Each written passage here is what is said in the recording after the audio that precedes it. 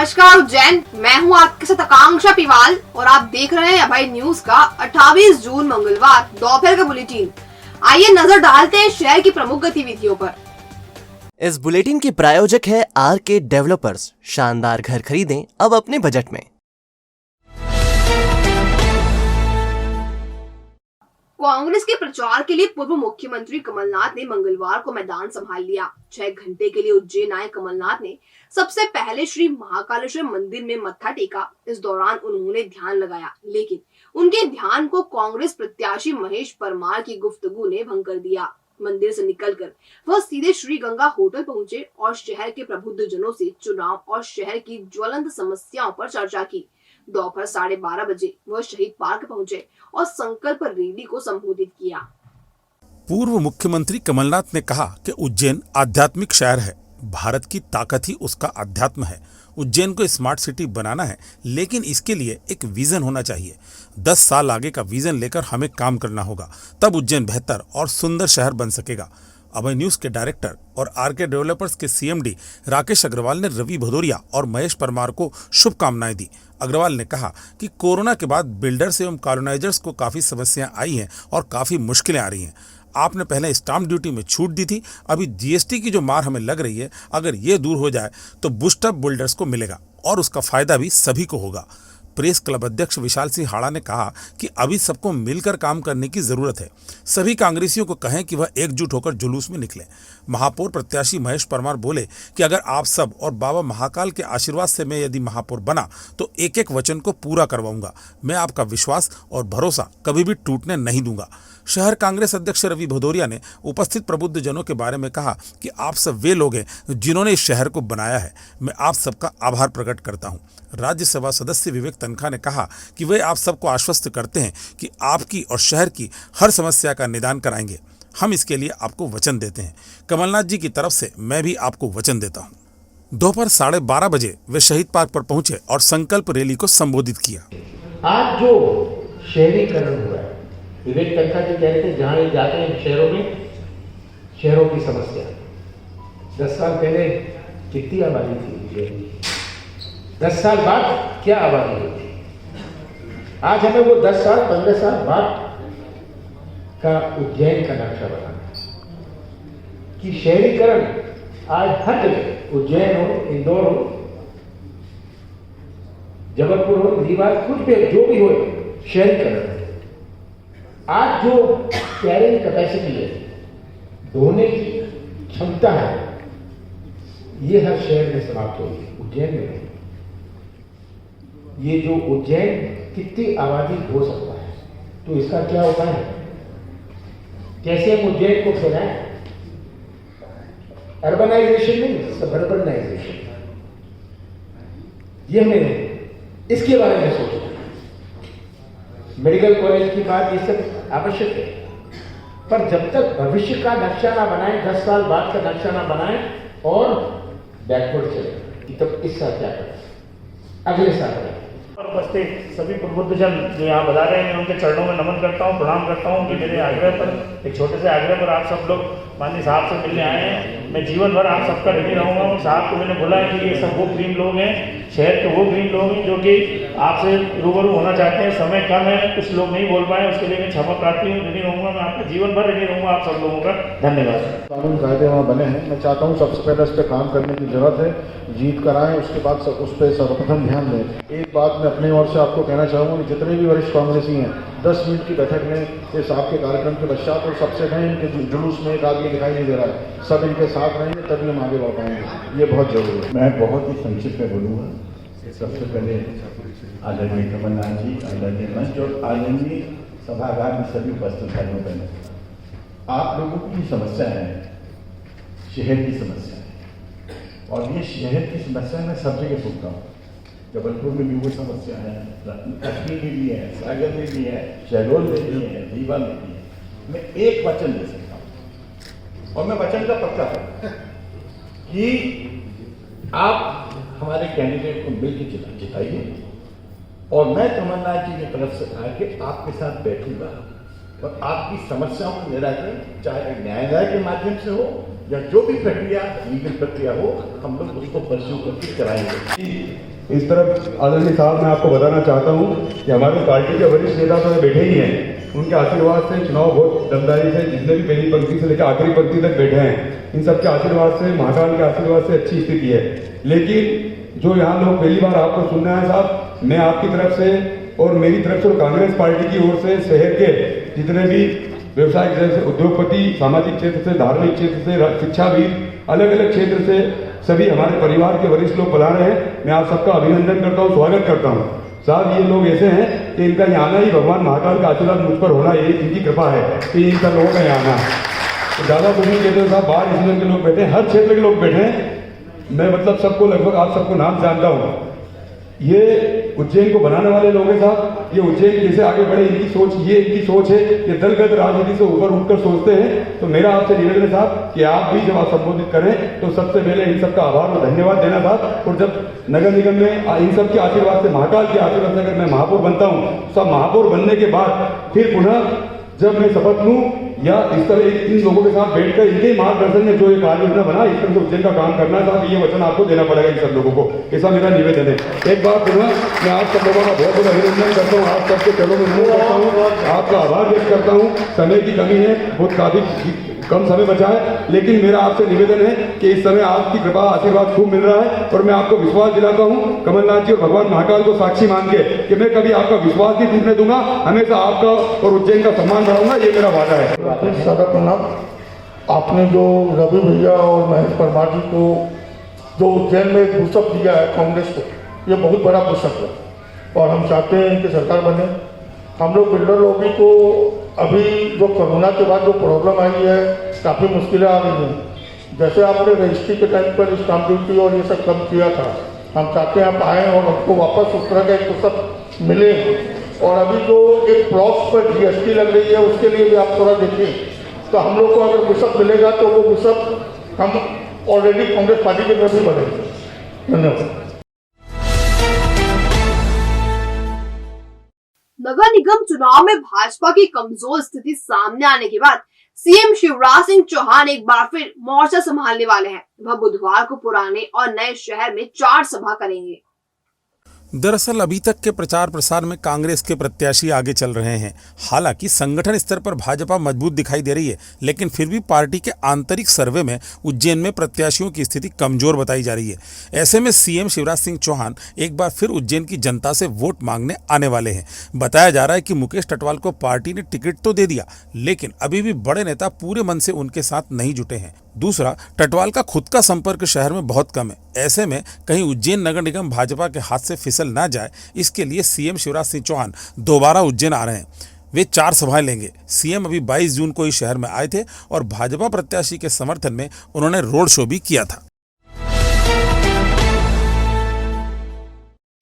जिला अस्पताल के सर्जन डॉक्टर अजय दिवाकर ने एक दुर्लभ सर्जरी को अंजाम दिया है। उन्होंने एक युवक के अंडकोश से 1 किलो की गठान निकाली है। अगर 6 महीने तक इसे नहीं निकाला जाता तो युवक की जान भी जा सकती थी। चिकित्सक डॉक्टर अजय दिवाकर के मुताबिक इस तरह की बीमारी के विश्व में अब तक मात्र 3 केस ही मिले हैं। चौथा केस उज्जैन में सामने आया है। करीब 10 दिन पूर्व 22 वर्षीय युवक उनके पास आया था। युवक का यह कहना था कि उसके बाएं अंडकोश में अचानक सूजन आ गई है। वह काफ़ी घबरा रहा था। डॉक्टर दिवाकर ने 20 जून को जिला अस्पताल में ही उसका ऑपरेशन किया और गठान निकाली। करीब 1 किलो वजनी गठान की बायोप्सी जांच करवाई गई है। डॉक्टर दिवाकर के अनुसार युवक को टेस्टिकुलर सेमिनोमा विथ सिंसिटियोट्रोफोब्लास्टिक बीमारी थी।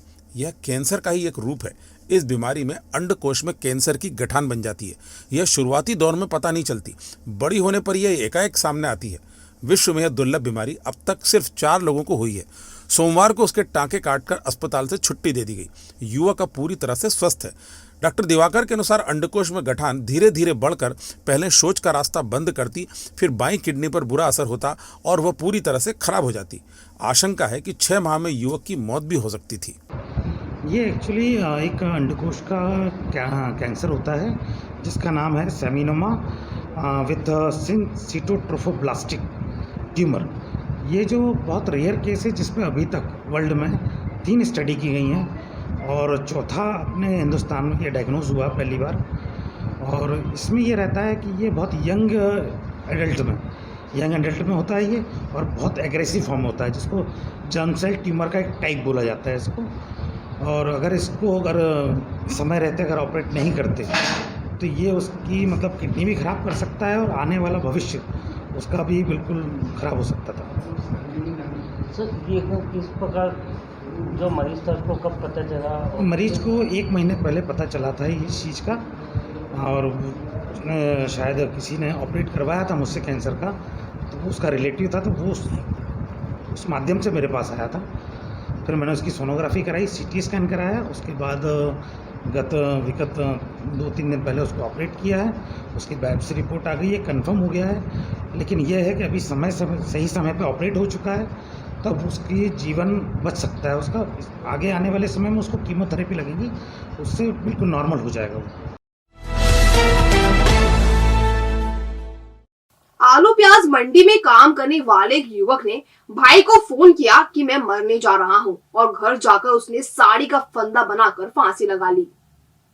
दरअसल हेमंत नगर में रहने वाले 30 साल के जीवन सिंह पिता राम सिंह ने सोमवार को भाई जितेंद्र सिंह राजपूत को फोन लगाया कि मैं मरने जा रहा हूं। भाई ये बात सुनते ही टेंशन में आ गया। वह दौड़ता भागता जब हेमंत नगर पहुंचा तब तक जीवन सिंह फांसी लगा चुका था। साड़ी के फंदे से फांसी लगाने वाले जीवन सिंह की पत्नी घटना के समय मायके गई हुई थी। भाई जितेंद्र सिंह राजपूत ने बताया कि जीवन सिंह आलू प्याज मंडी में काम करता था। उसने फांसी क्यों लगाई इसका कारण उसने नहीं बताया। मौके से कोई सुसाइड नोट भी नहीं मिला है। शासकीय अस्पताल महात्मा गांधी चिकित्सालय सिर्फ नाम का सबसे बड़ा चिकित्सालय है, लेकिन सुविधाओं के नाम पर अस्पताल में कुछ नहीं है। यह अस्पताल खुद बीमारी है और इसको इलाज की दरकार है।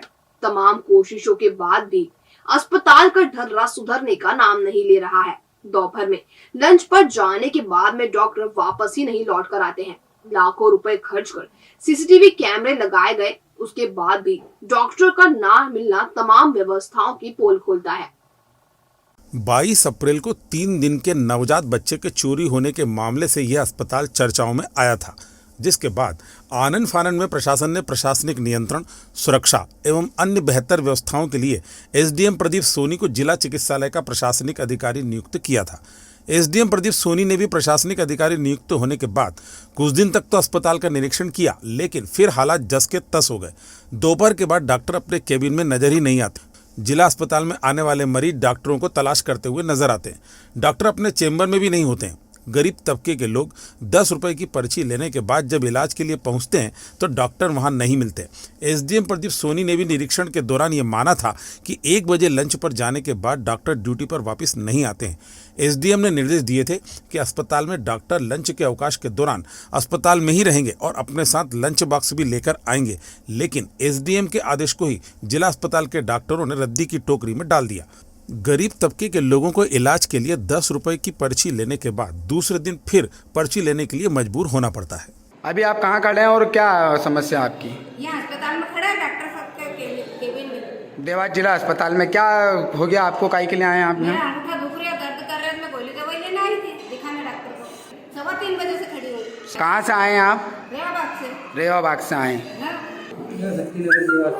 कहाँ पर आए और क्या समस्या है? ये अंगूठे मेरे को लग गई थी ईंट की। हाँ, आया था मैं यहाँ पहले से। अच्छा, कब से खड़े हैं आप यहाँ पे? 3 बजे से खड़े हैं मतलब आप, तो अभी तक डॉक्टर नहीं आए। क्या आपने पर्ची अर्ची भी कटाई? अभी आप कुछ तो इससे पहले देखने आना चाहिए, है ना, मतलब अब आपको देख के आना पड़ेगा। डॉक्टर हो तो पर्ची कटाएं। कितने रुपए की पर्ची कटवाई है आपने? तो अब ये क्या पर्ची अब अगले दिन काम नहीं आएगी, अब कल आएंगे तो फिर दूसरी पर्ची कटवाएंगे। प्राइवेट में दिखाना पड़ेगा, लगी हुई इमरजेंसी है। तो अच्छा, इमरजेंसी में भी डॉक्टर नहीं बैठे हैं। उधर गए नहीं। ठीक है, क्या नाम है आपका पूरा? और अब खबरें दे दनादन। अंतर्राष्ट्रीय योग दिवस पर केंद्रीय जेल भैरवगढ़ में 3 दिवसीय सहज योग ध्यान कार्यक्रम का आयोजन किया गया। सहज योग साधक गजानंद रामी ने बताया कि जेल के कैदियों को सहज योग ध्यान के माध्यम से कुंडलिनी जागरण सिखाया गया। वनवासी कल्याण परिषद मध्य भारत प्रांत की पूर्व उपाध्यक्ष महिला प्रमुख श्रीमती हेमलता वर्तक ताई जी को श्रद्धांजलि अर्पित की गई। सरस्वती शिशु मंदिर संस्कार भवन ऋषिनगर उज्जैन में श्रद्धांजलि सभा का संचालन सचिव अजय केवलिया ने किया। ज्योतिषाचार्य पंडित श्यामनारायण व्यास की पावन स्मृति में अष्ट चिरंजीवी मंदिर बाबा गुमानदेव हनुमानगढ़ी में मोगरा महोत्सव का आयोजन किया गया। आयोजक पुजारी पंडित चंदन श्याम नारायण व्यास ने बताया कि बाबा गुमानदेव हनुमान जन कल्याणक समिति ने पीपली नाका रोड स्थित अति प्राचीन बाबा गुमानदेव हनुमान मंदिर में सज्जा के लिए खास तौर पर जयपुर से मोगरे के फूल मंगवाए गए। 8 घंटे में 5 लोगों ने मिलकर सजावट की। मोगरे के फूलों से संपूर्ण वातावरण महक गया। विश्व मंगल की कामना से हर साल होने वाले इस आयोजन में बाबा का विशेष पूजन कर महाआरती की गई, जिसमें विभिन्न प्रकार के आम एवं फलों का नैवेद्य लगाया गया। स्वरांगण संस्था का सुहाना सफर कार्यक्रम पंडित सूर्यनारायण व्यास संकुल हॉल में हुआ। सारिका दीक्षित मुंबई, अरविंद पांचाल, मोकम सिंह पटेल, गणेश बागड़ी, अनवर पटेल, संजय सोनी, डॉक्टर जितेंद्र शर्मा और डॉक्टर अनुभव प्रधान के कर कमलों द्वारा मां वीणा पाणी सरस्वती के चित्र पर माल्यार्पण एवं दीप प्रज्वलित कर किया गया। तत्पश्चात अतिथियों का स्वागत शिव हरदेनिया, अध्यक्ष राजेंद्र चावड़ा, सचिव प्रमोद शर्मा, संरक्षक संजय मेहता और मनीष व्यास द्वारा किया गया। कलाकारों ने गानों को गाकर समा बांधा। दम मारो दम मिट जाए गम, पत्ती पत्ती बूटा बूटा, कस्मे वादे प्यार वफा, सब बातें हैं बातों का क्या, कभी आर कभी पार, लागा तीरे नजर, हुस्न पहाड़ों का ओ साहिबा, बाबूजी धीरे चलना ने तालियों की गड़गड़ाहट से खूब दाद बटोरी। रवि शिंदे ने स्वागत भाषण दिया। सारिका दीक्षित के साथ राजेश साडा ने प्रस्तुति दी। जीवनदीप परिवार, जीवनदीप महिला विंग व युवा उज्जैन के संयुक्त तत्वावधान में नशा मुक्ति रैली निकाली गई। रैली में जीवनदीप परिवार, जीवनदीप महिला विंग व युवा उज्जैन के सदस्यगण व समाज के गणमान्य महिला पुरुष उपस्थित थे। रैली खारा कुआं से प्रारंभ होकर भागसीपुरा और नईपेट होते हुए छतरी चौक, बड़ा सराफा और फिर छोटा सराफा होते हुए नमक मंडी स्थित महावीर भवन स्थानक में धर्म सभा के रूप में परिवर्तित हो गई।